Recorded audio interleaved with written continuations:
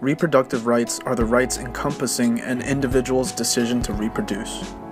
It includes, but is not limited to, the right and access to sexual and reproductive health services, contraceptives, sex education, abortion, and family planning. One can use the feminist theory for the governments and society-created gender inequalities through laws, restrictions, and stigmatisms. One step we must take in the realm of reproductive rights is to increase availability and reduce barriers to sexual and reproductive health services, or SRHS. According to the United Nations, human rights are rights inherent to all human beings, whatever our nationality, place of residence, sex, national or ethnic origin, color, religion, language, or any other status.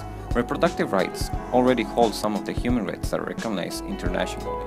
Even so, many women are still denied access to services, or they are given poor services.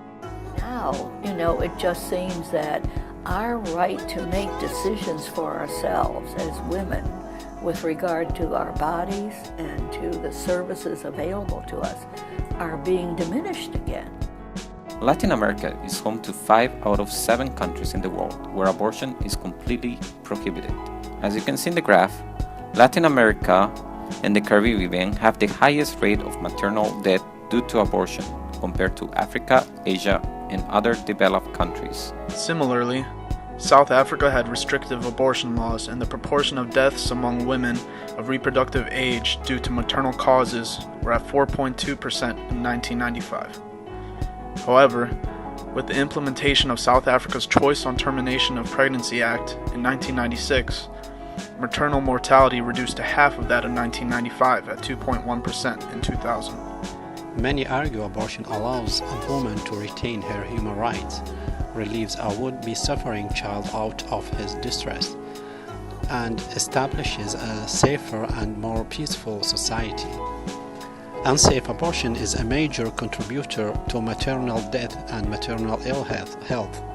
A recent study of South Africa commissioned by the Department of Health showed that there is a decrease in the incidence of severely ill women admitted with an incomplete abortion.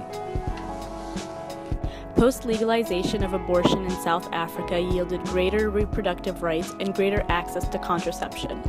According to the Department of Health, 94% of women in South Africa now have access to prenatal care. And according to the country's 2010 Millennium Development Goal Report posted by the UN Development Program, the maternal mortality ratio was 300 per 100,000 live births. The continued efforts of the government as well as international organizations to reduce the maternal mortality rate ultimately raises greater awareness for the necessity of reproductive rights. It is clear that the development of reproductive rights and accessible sexual and reproductive health services can help to prevent maternal mortality and avert problems such as teen pregnancy. Teen pregnancy and childbearing brings substantial social and economic costs through immediate and long-term impacts on teen parents and their children. The average age of adolescents who are making sexual and reproductive decisions is 12 to 15 years. They are often misguided and make judgments on insufficient and or false information. Looking at teen pregnancy, the percentage has been steadily decreasing in the U.S. As these rates decrease, there has been a significant increase in the use of effective contraceptives, with percentages increasing from 37 to 47%. Constant emphasis have been put on how crucial it is to further educate individuals on reproductive and sexual health, especially for women and young girls. Government efforts were put in attempt to teach reproductive health education in schools throughout the nation on contraception, safe sex practices, and further knowledge in reproductive health. Despite the efforts, it is still difficult and challenging to incorporate reproductive and sexual health in educational settings. We've always done at the Center for Reproductive Rights. We work in the legislatures, we work in the courts.